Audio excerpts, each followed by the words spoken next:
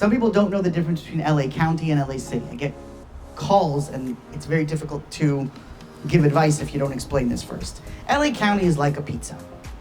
And inside the pizza, there are little pieces of pepperoni. And the little pieces of pepperoni are chartered or incorporated cities. There are 88 pepperonis, chartered cities, on the pizza of LA County.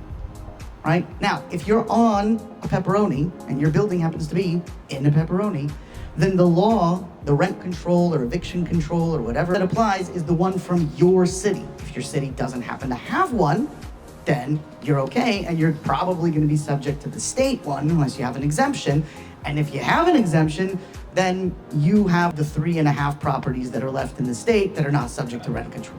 If you're on the cheese, that means you are in the spaces between the pepperonis. All the cheese is one thing. That's unincorporated LA County rent stabilization ordinance. They are different.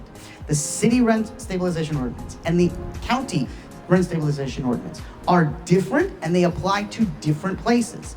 Now, how do you know what city you're in? You have to go to the LA Vote website and look it up on the precinct map. You cannot look at the address, because a lot of the times you look at the address, it'll say that you're in Glendora. Guess what? You're not. You're unincorporated LA County. And even though in Glendora you can do lots of different stuff that's allowed under the state eviction control, like a substantial renovation, in unincorporated LA County, you can't. And it might be the difference between you being on the left side of the street and the right side of the street. So you really do have to check.